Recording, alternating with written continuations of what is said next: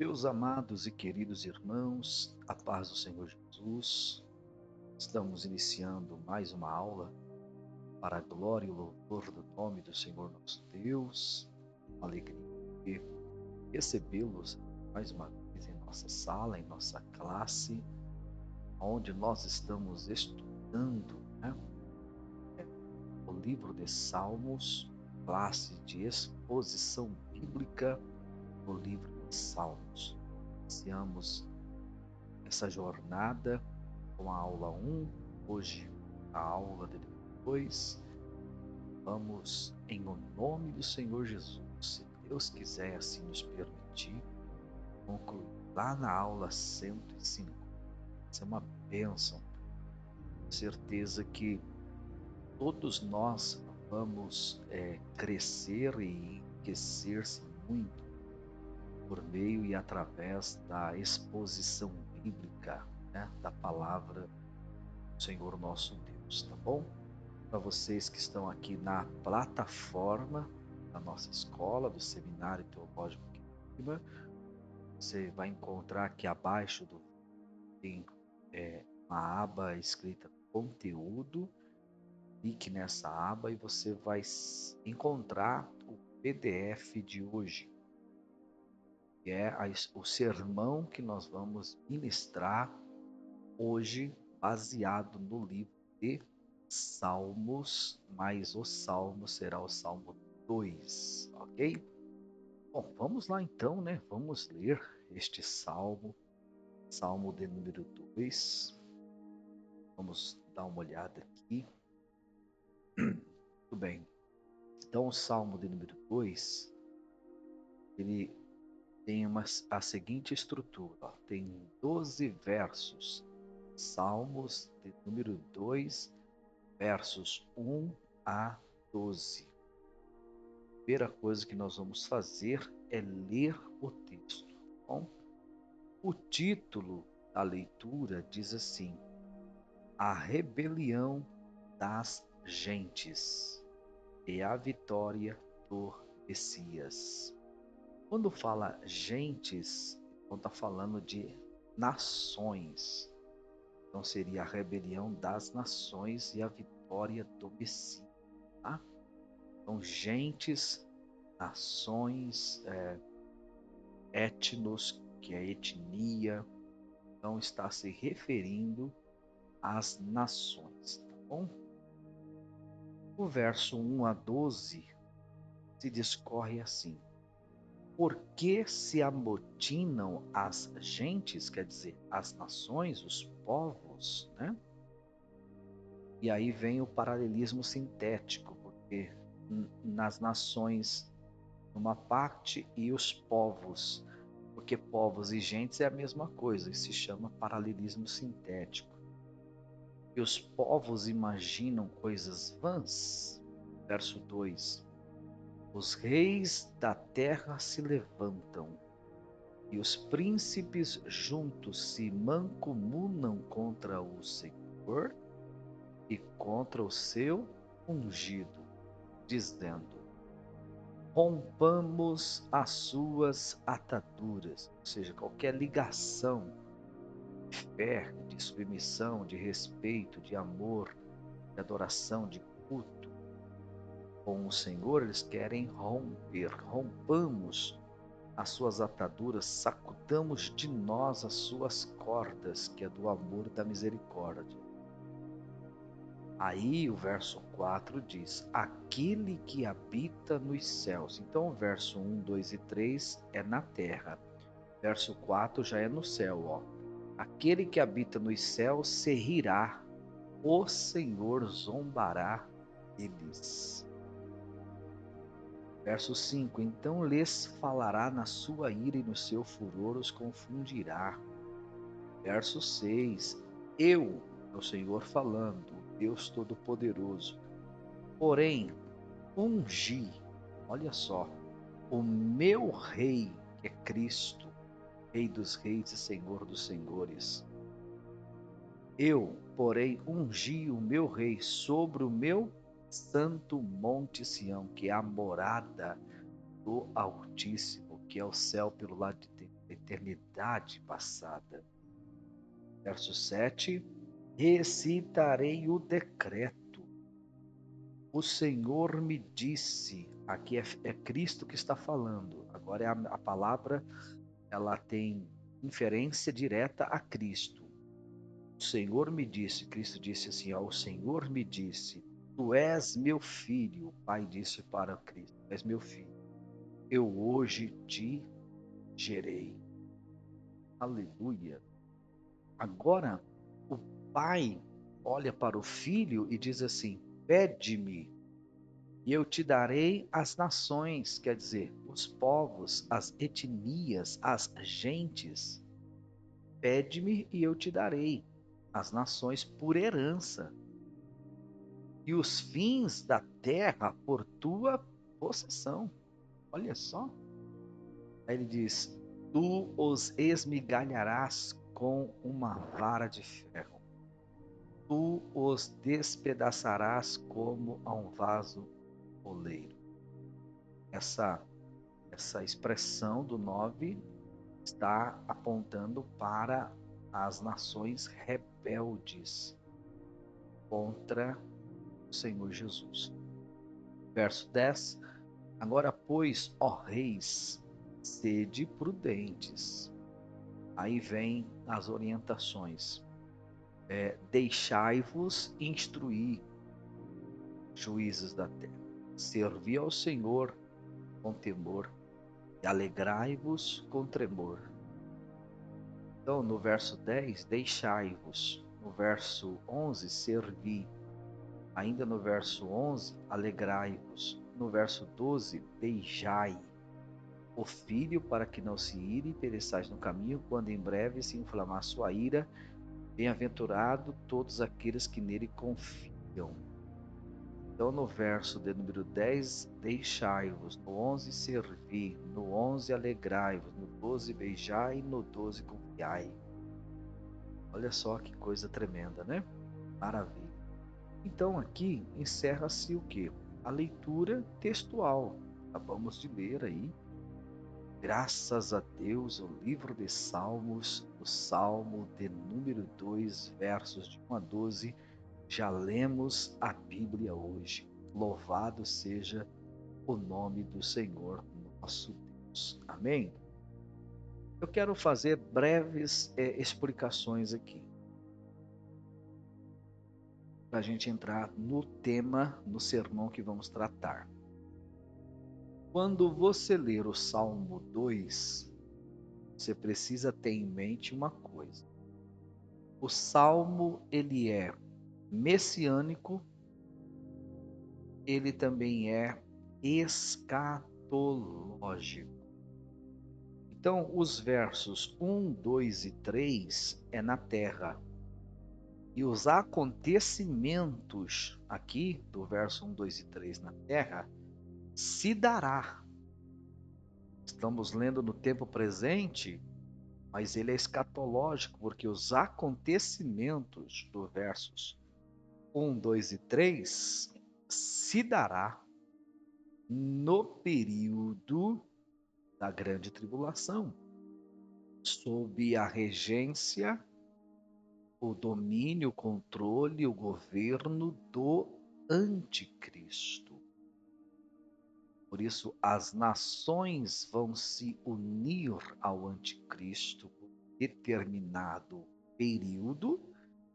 Então, vai romper todas as ataduras de qualquer espécie de fé, de aliança, de adoração, de culto, de temor, tremor, obediência, serviço ao Senhor nosso Deus, e de maneira que o anticristo, o falso profeta, dentro deste período escatológico, vai escarnecer e zombar daquilo que é santo, que é sagrado, inclusive da própria cidade de Jerusalém, né?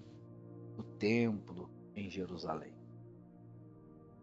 Porém, o verso 4, 5, 6 já olha para o céu e não para a terra, e mostra como o céu vai estar quando a terra estiver desse jeito em relação às coisas de Deus, servindo e obedecendo às leis e os ditames do anticristo.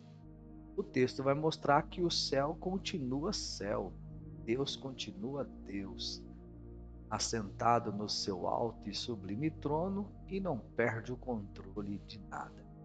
A terra vai estar escarnecendo e o céu vai estar sorrindo. Deus vai rir deles. Deus vai rir do anticristo, falso profeta e de todos aqueles que seguirem a sua marca, seu número, sua imagem, seu nome. Deus vai zombar deles, porque tudo que o diabo fizer na terra com o controle do anticristo não alterará nada na eternidade, no trono, na vida daquele que é Senhor dos senhores. Nada altera os planos divinos e nada abala o trono do Senhor. Já o verso de número 8, por exemplo, já é uma citação de uma oração. O Senhor nosso Deus orienta ao filho a orar. Pede-me, isso é oração. Pede-me, e eu te darei as nações por herança, e os fins da terra por tua possessão. Olha que coisa linda, né?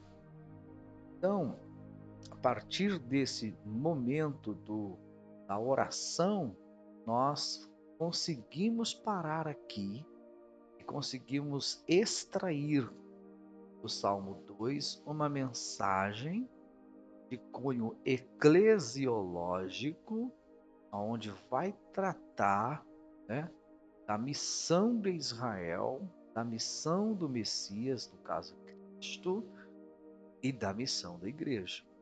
Então, eu te convido a você abrir aí o seu PDF, aí você vai encontrar aí assim, da forma que eu estou observando o meu aqui também, tá? Temos uma base bíblica que é o Salmo 2, verso 1 a 12. A palavra-chave no Salmo 2 é justamente aqui, ó, o Messias reina. Por quê? Porque do verso 9 a 12, nós já estamos em Apocalipse 19, verso 11 a 16, quando Cristo virá com a igreja e com seus anjos para a batalha do Armagedon e para a implantação do reino milenial. Ele virá como Rei dos Reis e Senhor dos Senhores. Louvado seja Deus. Então, a palavra-chave no Salmo 2 é a palavra, o termo, o Messias reina. Aleluia. E o tema? Qual o tema que eu posso pregar em Salmos 2? Bom, eu prego aqui uma mensagem cujo tema é a missão intercessora da igreja. A missão intercessora da igreja.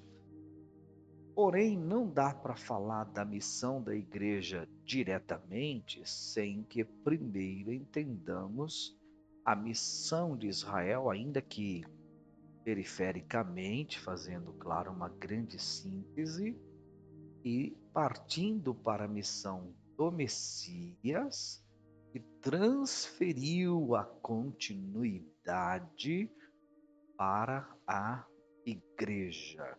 Então, são três missões: a de Israel, a de Cristo e a da igreja. Tá? Intercessora, por quê? Porque assim como o Pai disse ao Filho, no Salmo 2, verso 8, pede-me, e eu te darei as nações por herança, e os fins da terra por tua possessão, nós temos por missão intercessora orar pela salvação dos povos, tribos, línguas e nações. Então, a salvação dos povos, das tribos, das línguas, das nações é resultado também da intercessão. Então, nós não podemos negligenciar a nossa responsabilidade como igreja, intercessora. Vamos então para a primeira missão, a missão de Israel. Então eu abri o diálogo assim, ó. A missão de Israel começa com a chamada de Abrão. Isso está lá em Gênesis 12, todos vocês conhecem isso. Verso 1, 2 e 3, pode ler na sua Bíblia. Aliás, é sua obrigação, seu dever, tá bom? Consultar cada texto que está aqui. Coloquei muitas referências bíblicas. Você deve ir lá e sublinhar, anotar, marcar esses textos, tá bom? Na sua Bíblia, por favor. E se você ler Gênesis 12, 1, 2 e 3, você vai encontrar Deus chamando o seu servo Abrão. Não é o Abraão, enquanto. Abrão, né? Para uma grande obra. E do verso 3, encerrará dizendo que em ti serão benditas todas as famílias da terra, ou seja, uma alusão às nações, uma alusão aos povos. Pede-me e eu te darei as nações por herança, e os fins da terra por tua possessão. O Senhor havia dito que todas as famílias da terra, que é uma alusão às nações, seriam abençoadas. Olha, mas qual seria essa bênção para todas as nações? Claro que essa bênção, ela é de ordem espiritual. Esta bênção é uma pessoa. Esta bênção é o Messias, é o Cristo, é o ungido, é o enviado. Esta bênção é a salvação em toda a sua grandeza. De Abrão para Abraão, Deus muda em Gênesis 17:5, Abrão, pai de um povo, para Abraão, por pai de muitas nações, te constituir. Já imaginou Deus fazendo de cada um de nós pai de muitas nações? Mas só é pai aquele que gera. Para gerar filhos, nós precisamos orar, porque é na oração que vamos sentir as dores de parto. Meu Deus. De Abrão para Abraão, aí depois de Abraão para Isaque, está em Gênesis 26:4, em ti serão benditas todas as nações da terra. De Isaque para Jacó, está em Gênesis 28, 13 e 14, principalmente o 14, em ti serão benditas todas as famílias da terra. Então as mesmas promessas vão se repetir. Em Gênesis 12, 3, Abraão, 26, 4, Isaque, 28, 14 e Jacó. Em Jacó, o clã, no caso a tribo Israel, é formado, né, vem dos 12 filhos, né? Jacó. Vai ser formado então o clã. É claro que depois nós temos lá o próprio José, e de José vem também Efraim e Manassés, né? Efraim e Manassés. Está vindo aí. Muito bem. O Senhor levantou uma liderança para tirar o povo de Israel do Egito. Está no capítulo 3, verso 1 a 22 do Êxodo. A liderança que Deus levantou é Moisés, né? E chama a nação de Israel de meu filho, meu primogênito, já em Êxodo 4, 22. Veja onde nós já estamos. Nós já estamos lá em Êxodo 3, 1 a 22, quando Deus levanta Moisés, chama Moisés para tirar o povo do Egito, destino à terra prometida. E quando chega no capítulo 4, verso 22, Deus disse que Israel era seu primogênito, era seu filho. Olha. Mas foi em Êxodo 19, versos 5 a 7, aí você pode parar aqui, abrir a sua Bíblia lá e ler para entender o que está escrito. Se você fizer isso, você vai ter uma compreensão melhor. Foi lá que o Senhor desenvolveu o seu chamado, né, com a casa de Israel. Por quê? Ele escolheu esse povo Ele escolheu a nação, a casa de Israel, o povo de Israel, dentre todos os povos da terra, dentre todas as nações. Pede-me e eu te darei as nações. Dentre as nações, Deus escolheu um, que é Israel, uma nação, um povo, um clã, uma tribo, que é Israel. Deus escolheu, né?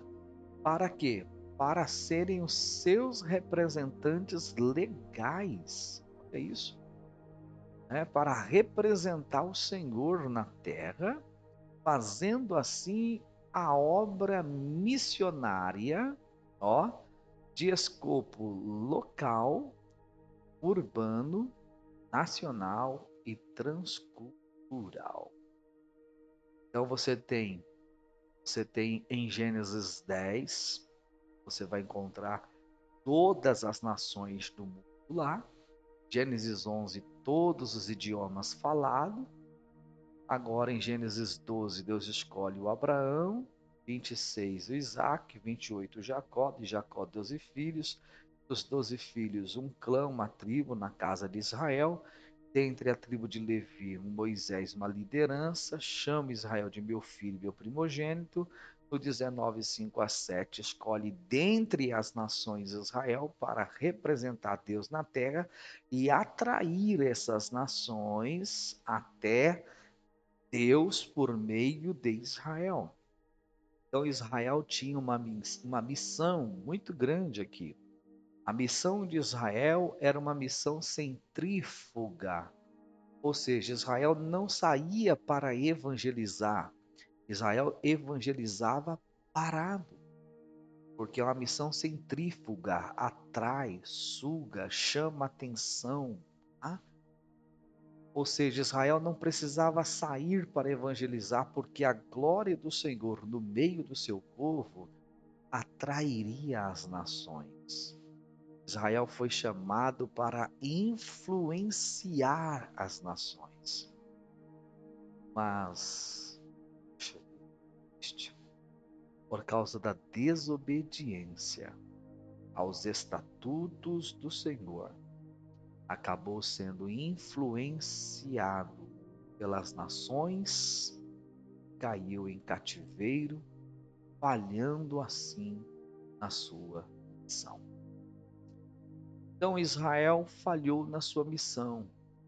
A missão centrífuga que Israel tinha de atrair as nações por meio e através da glória de Deus que estava no povo por meio do tabernáculo, da arca da aliança, da coluna de fogo, de nuvem e das muitas formas e maneiras de Deus se revelar ao seu povo.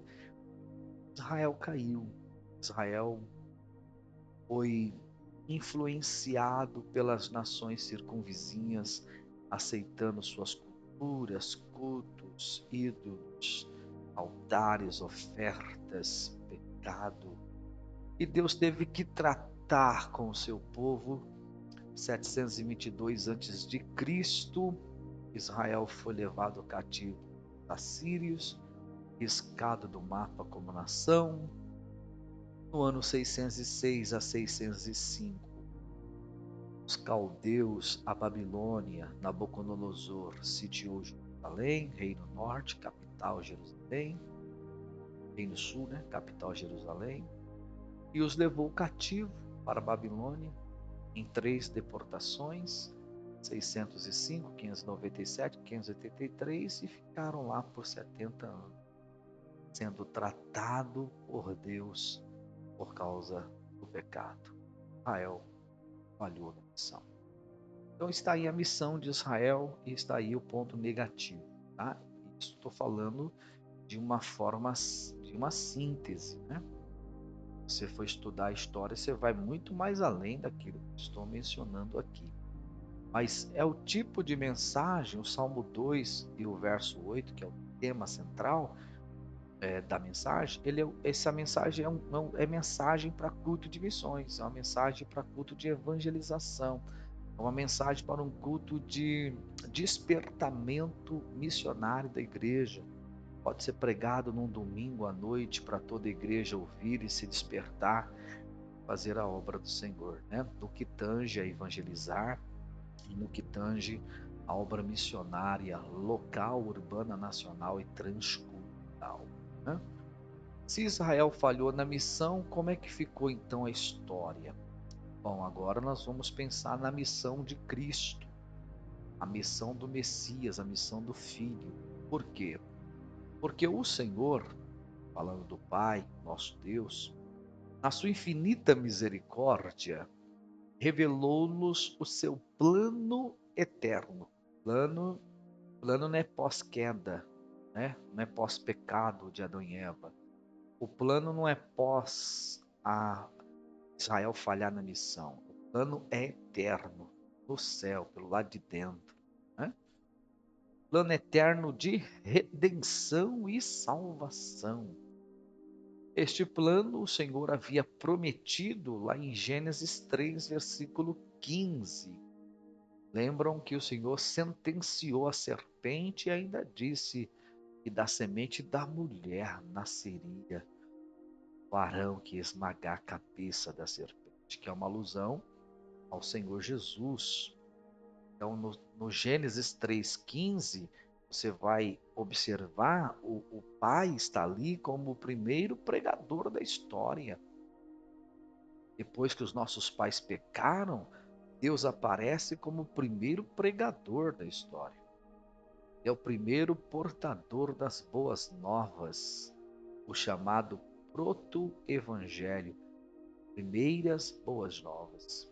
Mas ele também é o primeiro profeta, porque ele está profetizando sobre o futuro vindouro de Cristo. Mas ele também é o primeiro ofertante, porque ele está ofertando o próprio filho. Mas ele também é o primeiro missionário, porque ele está dizendo: enviarei. Né? Eu acho isso muito lindo em Gênesis 3,15. Primeiro pregador, primeiras boas novas, primeiro profeta, primeiro ofertante, primeiro missionário. Tudo isso o Pai. E esse Pai que é tudo isso pode fazer de mim e de você também pregador, um portador das boas novas, um profeta, um ofertante que é o que sustenta e mantém a obra de Deus, e um missionário, alguém que está no campo atuando, ganhando almas para o reino de Deus, né? Então a promessa apontaria para a vinda do Messias, o Cristo. Eu não coloquei aqui, mas vou citar agora, Gálatas 4. Tome nota aí, tá? Anote aí. Aos Gálatas 4, verso 4, 5, 6.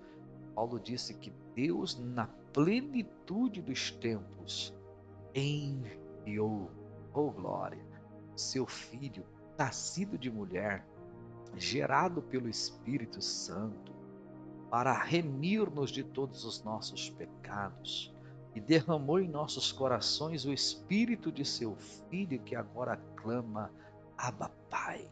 Oh glória! Bendito seja o nome do Senhor nosso Deus. Então Cristo veio para uma grande missão, enviado pelo Pai.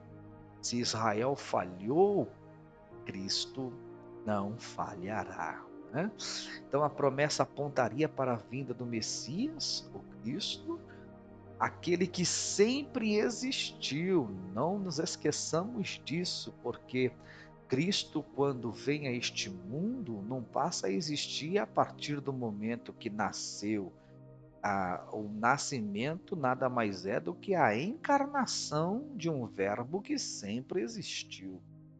O profeta Miqueias fala disso no capítulo 5, verso 2 da sua profecia: E tu, Belém Efrata, a mais pequenina entre as terras de Judá, de ti sairá aquele que existe geração após geração, desde a eternidade passada.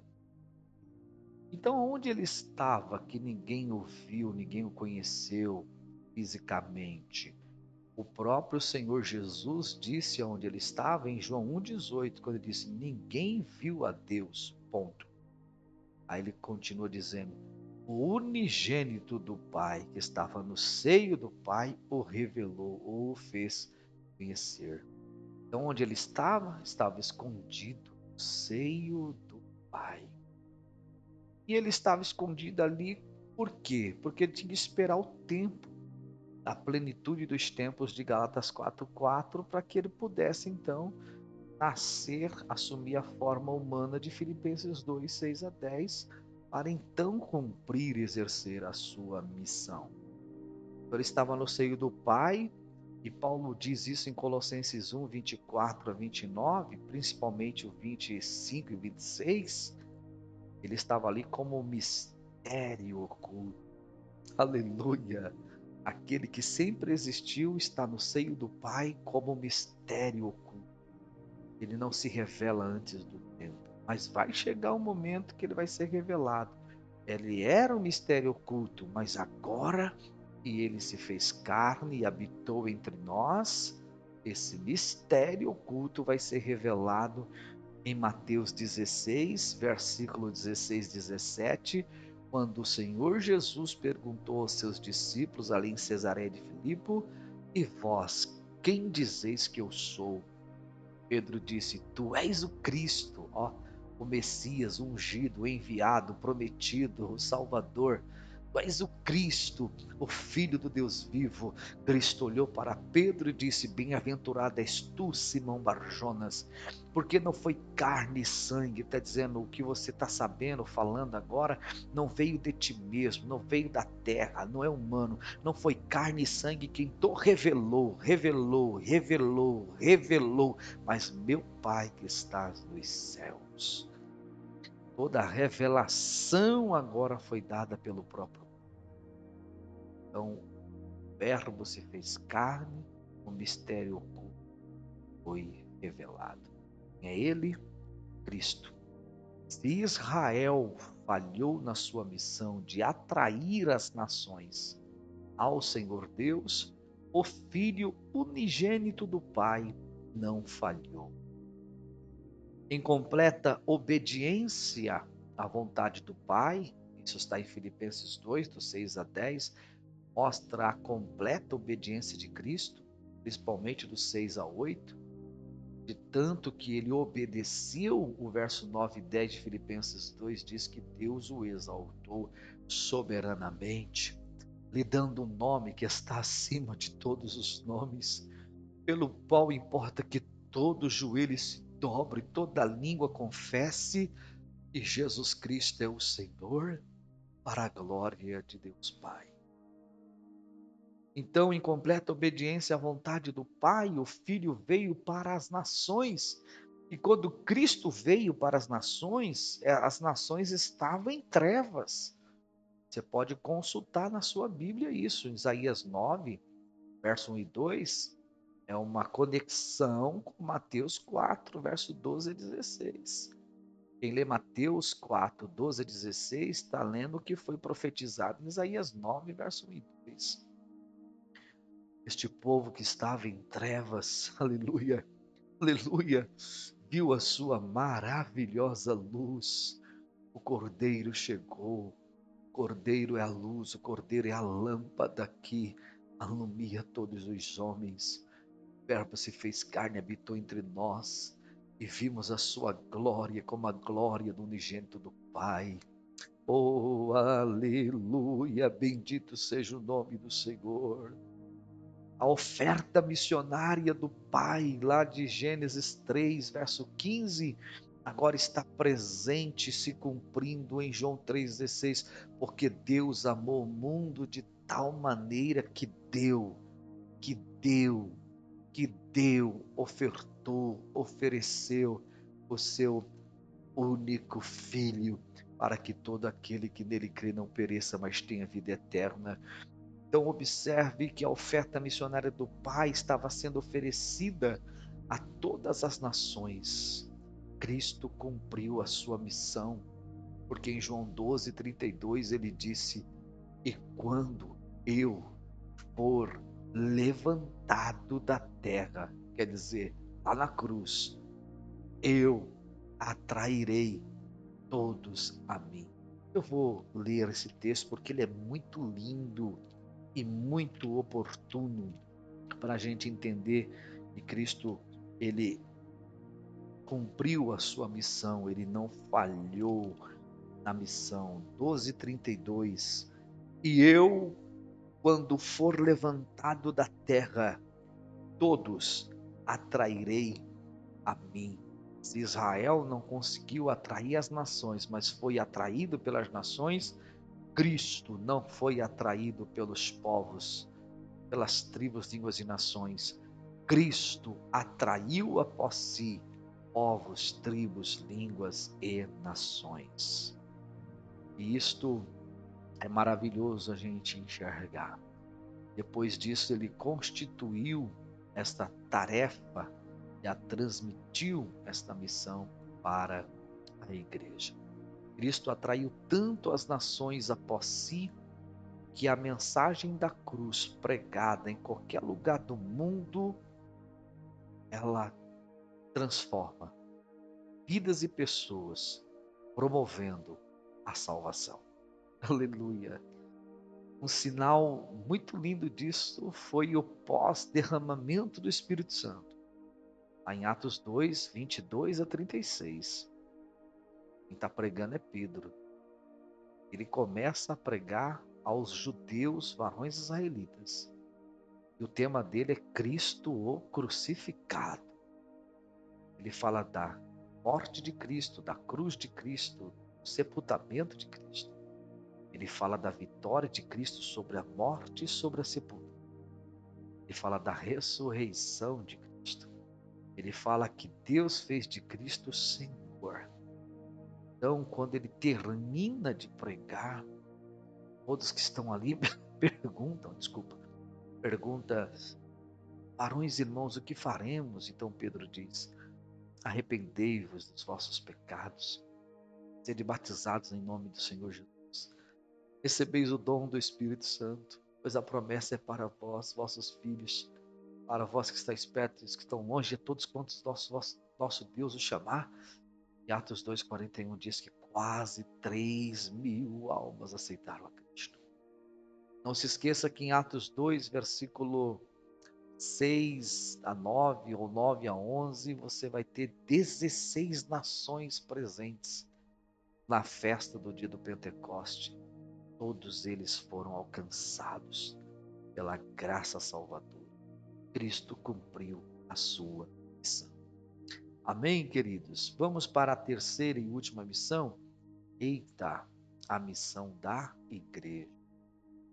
Agora é a missão que nos envolve. Estamos aqui nesse tempo do Cristo, tá? Eu coloquei assim, ó. A tarefa suprema da igreja é a evangelização e a obra missionária em seu escopo. 1, local. 2, urbano.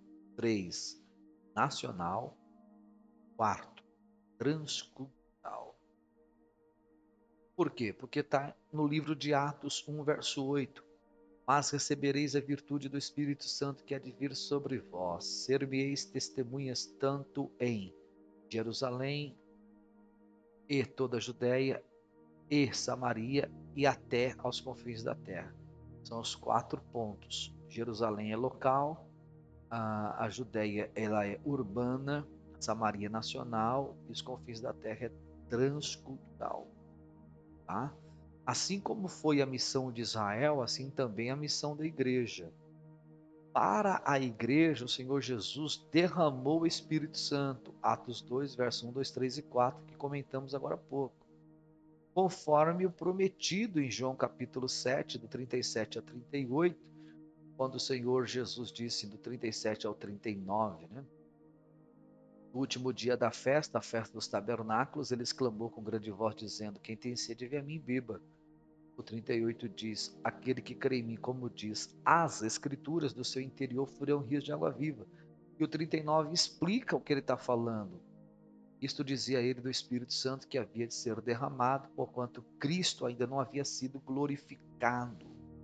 Já em Lucas em João 14, versículo 16, Jesus também disse aos seus discípulos, e eu rogarei ao Pai, e ele vos dará outro consolador, para que fique convosco para sempre.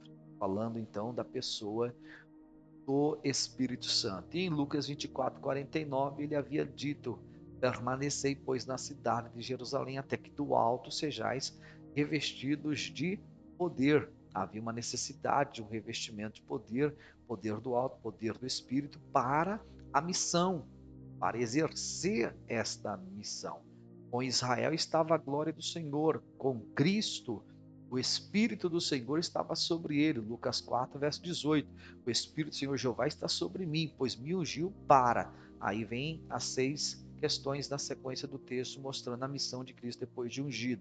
A igreja não tem como fazer nenhuma obra missionária ou de evangelização se trabalhar sozinha. Ela trabalha em sociedade com o Espírito Santo. Louvado seja o nome do Senhor. Por isso que em Atos capítulo 1, verso 5, o Senhor Jesus disse aos seus discípulos: João batizou com água para a remissão de pecados, mas vós sereis batizados com o Espírito Santo. Não muito depois desses dias, seria uma imersão muito profunda e poderosa do Espírito Santo na igreja, ao ponto de tirar a igreja dentro do cenáculo e levá-la ao mundo, às nações. Louvado seja o nome do Senhor. A igreja deveria e deve trabalhar em sociedade com a pessoa do Espírito Santo, conforme o livro do Apocalipse 22:17, que diz assim, ó, o Espírito e a esposa. Olha só, Espírito Santo e a igreja dizem. Então eles estão trabalhando em unidade, estão trabalhando juntos. O Espírito e a igreja dizem: vem. Ó, o chamado para a salvação. Aleluia! Oh, glória! Aquele que tem sede, venha. Aquele que ouve, diga: vem. E quem quiser, receba de graça da água da vida. Ah, meu Deus, quanta coisa linda, quanta coisa preciosa. Isto é o livro de Salmos, o verso 8, para falar da missão intercessora da igreja. A igreja recebe do Senhor este lindo convite, ó, pede-me e eu te darei o que? As nações por herança e os fins da terra, os povos da terra por possessão.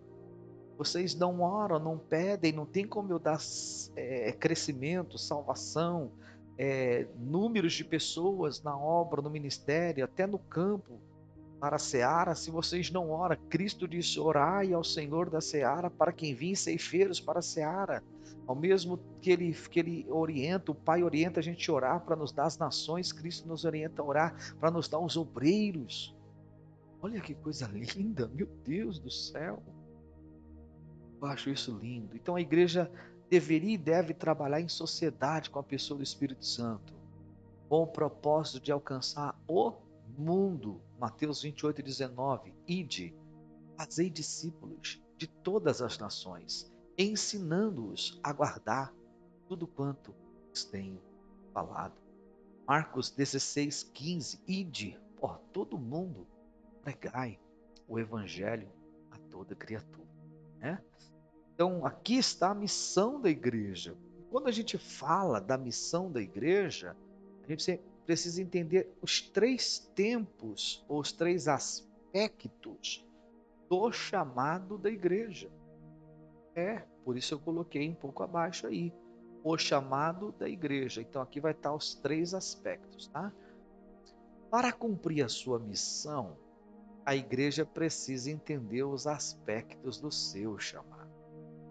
Em primeiro lugar, a palavra igreja vem do grego.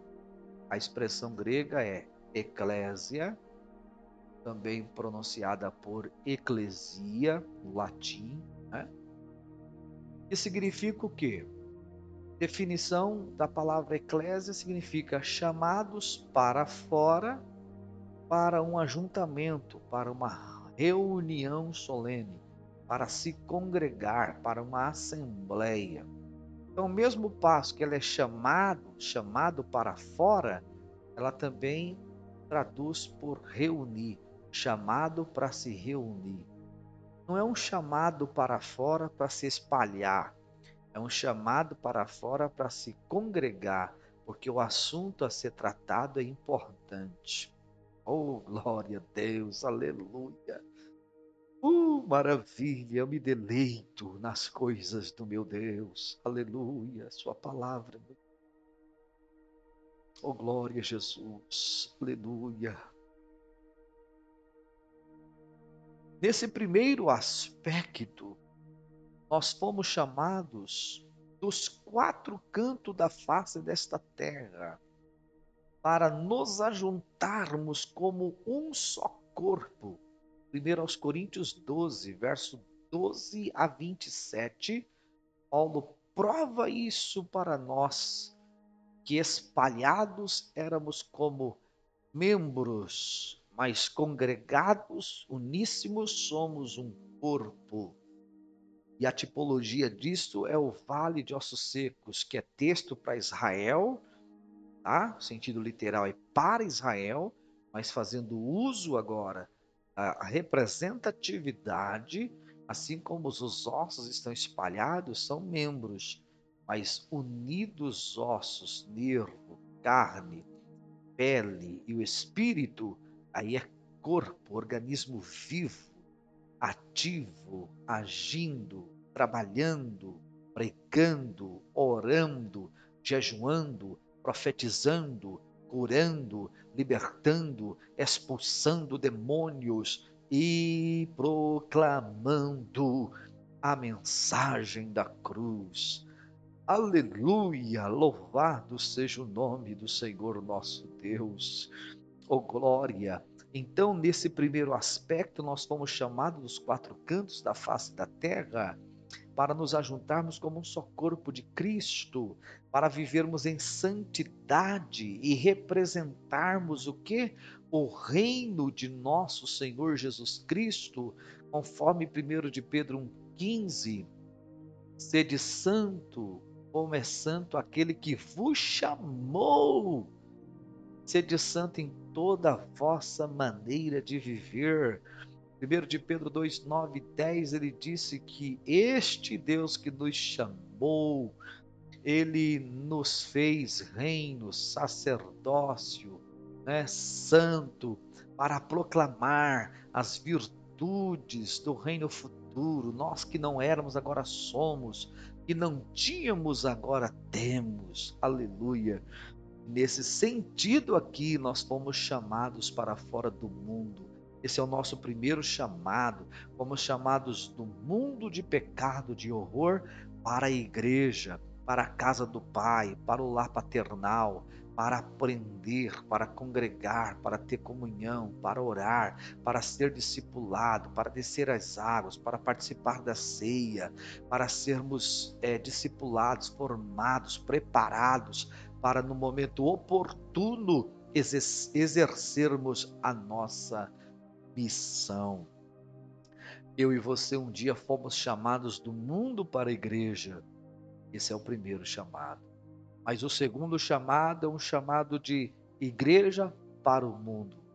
Então eu fui chamado do mundo para dentro da igreja. Agora que eu sou igreja, agora que eu tenho estrutura, condições, eu recebo um chamado para sair da igreja física, templo, sendo eu uma igreja espiritual, para ir ao mundo, proclamar as virtudes, exercer a missão, cumprir a missão como igreja intercessora, evangelizadora, precursora, sacerdotal, santa. Aleluia! Oh, bendito é o nome do Senhor nosso Deus. Nós precisamos pedir ao Senhor, aleluia, o bairro onde nós moramos, a rua onde está a nossa casa, os quarteirões debaixo de cima, da direita, da esquerda. Pede ao Senhor.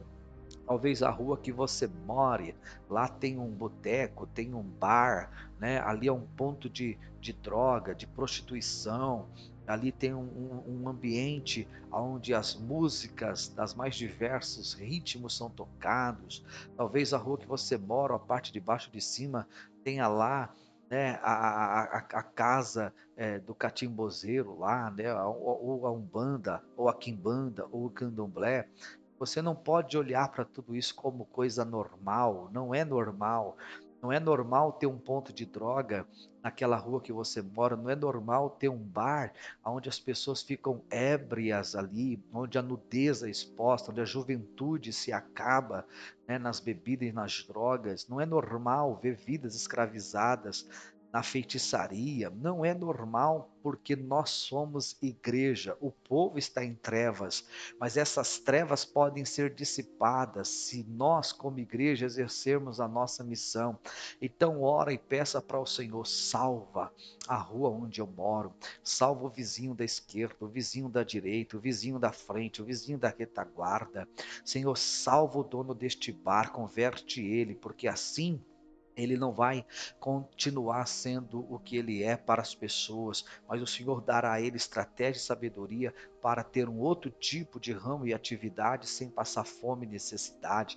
Salva aquele catimbozeiro, aquele macumbeiro, aquele feiticeiro e faz daquele terreiro uma igreja, um ponto de pregação, um lugar de culto, entendeu? Salva a juventude, salva o traficante, liberta ele e faz dele um pregador do evangelho.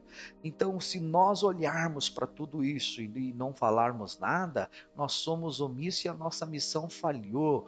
Nós não podemos falhar na nossa missão. Meu Deus, aleluia. Eu coloquei aqui, ó, em segundo lugar, uma vez fazendo parte do corpo de Cristo, somos também chamados para anunciar ao mundo a mensagem da cruz.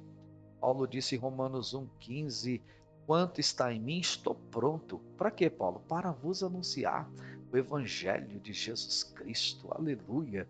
E isto é nossa obrigação. Paulo disse isso lá em 1 Coríntios 9,16.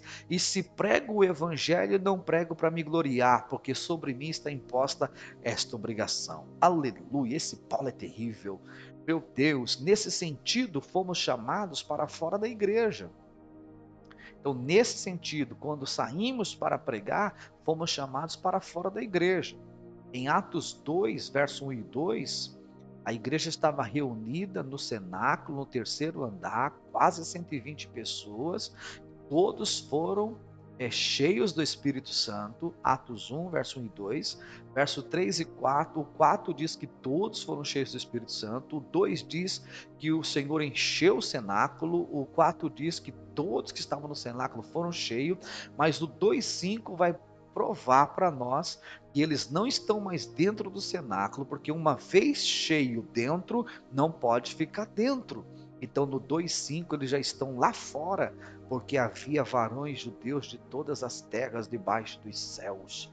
O Senhor precisava alcançar 16 nações, de Atos 2, verso 9, 10 e 11, de todas as terras longínquas que ali estavam, quase 3.000 almas, depois quase 5.000 almas, e assim foi crescendo, crescendo, crescendo, porque a igreja cumpriu a sua missão ali, deu início, né, ao trabalho missionário e evangelizador ali, na unção, no poder do Espírito Santo, em sociedade com o Espírito Santo. Louvado seja o nome do Senhor. Então, nesse sentido, nós fomos chamados para fora. No tocante a essa missão evangelizadora e missionária, a igreja trabalha em sociedade com o Espírito Santo, pois é ele quem dirige os passos da igreja. Isso está lá em Atos 13, verso 1, 2, 3 e 4, na igreja que estava em Antioquia, a igreja que tinha profeta, que tinha doutor, que tinha mestre, a igreja que tinha servos, a igreja que tinha pessoas orando, a igreja que tinha pessoas jejuando. Foi nessa igreja que está em Antioquia, esta igreja tinha doutores, profetas e mestres, mas essa igreja também tinha servos, porque o texto diz: e servindo eles ao Senhor. Esta igreja também tinha oração, porque orando eles. Essa igreja tinha jejum, porque o texto diz: e jejuando eles. Então, numa igreja que tem profeta, que tem mestre, que tem doutores, que tem servo, que tem oração, que tem jejum, o Espírito Santo fala, tem liberdade para falar, e disse o Espírito Santo, ele tem liberdade para falar. O Espírito Santo, quando fala, ele tem a liberdade para chamar quem ele quiser. Disse o Espírito Santo: separai-me, porque é o Espírito que separa. Separai-me quem? A Paulo e a Barnabé, porque ele conhece pelo nome que ele vai chamar. Depois ele disse: É que a igreja orou com imposição de mãos e o Espírito os enviou, porque o Espírito é que fala, o Espírito é que separa, o Espírito é que unge, o Espírito que comissiona, o Espírito que envia, o Espírito que respalda, o Espírito que usa. Então a igreja não trabalha só, assim como Cristo foi ungido no Salmo 2. Olha aí, nós estamos no Salmo 2. Olha só o verso de número 6. Eu, porém, ungi o meu rei sobre o meu santo monte Sião. O Cristo que foi ungido pelo Pai, a igreja, ela é ungida pelo Espírito Santo. A unção da igreja não vem da terra, vem do céu. A unção da igreja não é óleo físico, externo, exterior. A unção da igreja é o Espírito Santo por dentro. 1 de João 2,20, vós tendes a unção do santo e sabeis tudo. 1 de João 2,27, a unção que dele recebeste permanece em vós. Esta é a missão da igreja, a tarefa suprema, a evangelização, a obra missionária, pregar o evangelho, ganhar almas para a honra, glória e louvor do nome do Senhor. O Salmo 2, verso 8 é messiânico, mas também é eclesiológico, né? Ele é messiânico porque Cristo virá para implantar o seu reino milenial, segundo as Escrituras, Apocalipse capítulo 19, verso 11 e 16. E ele é eclesiológico porque é missão da igreja, né?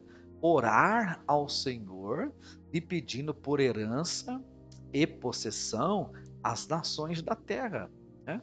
Eu coloquei assim, ó, infelizmente, há igrejas que não oram sequer pelo seu bairro, que dirá pelas nações do mundo. Então, nós temos que orar pelo nosso bairro. Índice de violência, de crime, derramamento de sangue, lares destruídos, de divórcios, de prostituição, de drogas, bebidas, feitiçarias, pedofilias e uma série de outras coisas. E aí a igreja fica calada? A igreja não pode ficar calada, porque se a igreja dormiu, o diabo balança o berço. Nós temos que despertarmos e cumprir o nosso chamado. Meu Deus, aleluia. O inimigo trabalha em 4 pontos, sabia disso? O inimigo trabalha em 4 pontos, está em Efésios 6,12. A nossa luta não é contra a carne e o sangue, mas contra os principados, potestades, dominadores e hostes espirituais da maldade. São 4 pontos, tá vendo? Os principados em todas as nações, potestade em uma nação, dominadores no estado, hostes espirituais no bairro, rua, becos e valados. Então o inimigo trabalha em 4 pontos. Mas olha aqui que eu coloquei aqui, olha aqui. Mas a igreja tem poder em Cristo para vencê-lo nos 4 pontos. Porque é Atos 1, versículo 8. Mas recebereis poder, virtude do Espírito Santo que há de vir sobre vós, e ser-me-eis testemunhas, tanto em Jerusalém, Judéia, Samaria e até os confins da terra. Então vamos lá. Aqui, principado, potestade, dominadores e hostes. Aqui, vamos começar pela ordem inversa, tá? Confins da terra, Samaria, Judéia e Jerusalém. Aonde está as hostes espirituais da maldade? Está em Jerusalém. Aonde está os dominadores? Está em Samaria. Aonde está a potestade? Está na Judéia. E os principados? Nos confins da terra. Então, se ele atua em 4 pontos, nós temos poder em 4 pontos para desfazer as fortalezas de Satanás. Mas precisamos orar. Precisamos pedir ao Senhor: dai-nos, dai-nos, dai-nos, dai-nos. Senhor, me dê esse bairro, me dê essa rua, me dê essa vila, me dê essa casa, me dê esta família, esse casal, em nome de Jesus, liberta, salve, e aí por diante, a missão intercessora da igreja. Eu coloquei assim, ó, qual foi a última vez que nós oramos pelo Brasil? E pelas nações? E pelos países menos alcançados da janela 1040? A janela 1040 é uma geografia missiológica onde está 62 países, dos quais 50 países são alvos de grandes empreendimentos missionários, para serem alcançados para Cristo. São países de difícil acesso, proibida a pregação do Evangelho. É um terço da terra que está dentro desses 50 países. Pobres, analfabetos, precisando ser alcançados, estão em trevas, estão escravos do pecado. Oremos, Senhor, nos dê a janela 1040 por herança e os que lá estão por possessão. Temos uma missão e não podemos falhar. Oremos ao Senhor.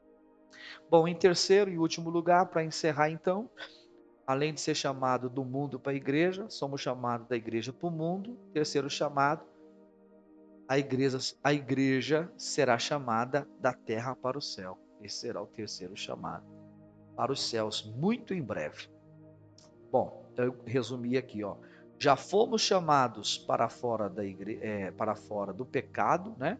Já fomos chamados do mundo de pecado para a igreja, para vivermos em santidade. Já fomos chamados para fora da igreja para evangelizarmos o mundo. Em breve seremos chamados para fora da terra para encontrarmos com Cristo entre nuvens dos ares. 1 de Tessalonicenses 4, do 13 ao 18, principalmente o 16 e o 17. E comparecermos diante do Cordeiro no tribunal de Cristo, em 2 Coríntios 5:10. E nesse tribunal de Cristo que nós vamos comparecer é para darmos conta, prestação de contas das nossas obras. Ou seja, aquele que nos deu os dons esperará, né, resultados. Portanto, desperta tu que dormes, levanta-te dentre os mortos e Cristo te esclarecerá. Mas nós temos uma grande missão. Pede-me e te darei as nações por herança e os fins ou os povos da terra por tua possessão. Oremos em nome do Senhor Jesus. Pai bendito, Pai querido e amado, nós estudamos o Salmo 2, os versos de 1 a 12, fizemos uma pequena introdução explicativa do que o Salmo em si está falando. Depois nos atemos a um tema central, que é o verso 8. Reconhecemos a missão de Israel, a missão de Cristo e a missão da igreja. Senhor, nos ajude no dia atual, como igreja que somos, membros do corpo de Cristo, a exercer, Senhor Deus, com responsabilidade esta missão. Que não sejamos vagarosos, preguiçosos, moribundos, e também não venhamos transferir as responsabilidades a terceiros. O Teu Espírito Santo nos desperte para a grande verdade. Nós temos uma missão, grande é a nossa missão. Nos ajude a cumpri-la. Faz de cada um de nós ganhadores de almas para o Teu. Dá, Senhor, para nós o bairro onde nós moramos, a rua onde está a casa que moramos, os vizinhos, ali à direita, à esquerda, à frente, à retaguarda. Abre falência no reino das trevas, no bairro que moramos, na rua que moramos. Salva o dono daquele bar, daquele botequim. Salva aquele traficante ali naquela viela, naquela favela, naquele beco, naquele balado. Entra dentro daquele terreiro de Umbanda, Guimbanda, Candomblé e salva aquelas pessoas que ali estão escravas, presas, como cavalos do diabo. Transforma aquelas vidas em ovelhas do teu pastoreio.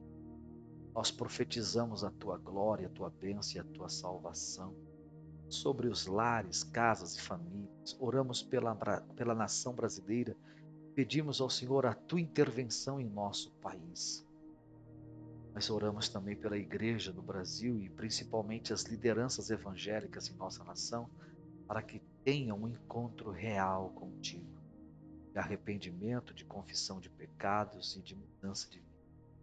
Promova um reavivamento espiritual no Brasil, do Brasil para as nações. Oramos por todos os povos, tribos, línguas e nações da janela 1040. Oramos pelos missionários que estão no campo, pelas juntas missionárias, pela tradução da tua palavra para línguas e dialetos que ainda não as possuem. Oramos pela igreja que ora por missões, que investe em missões, que envia um missionário e que sustenta o missionário no campo. Senhor, cumpra-se em nós o teu propósito, a ti seja a honra, a glória e o louvor para sempre. Abençoa meu irmão, minha irmã, termina comigo de assistir esta aula e ambos, todos, sejamos edificados por ti. Amém. Amém, meus amados. Essa é a aula 2. Então nos vemos aí na próxima aula, a aula 3, onde vamos estudar o Salmo número 3. Um abraço fraternal a todos. Despeço-me aqui na paz do Senhor.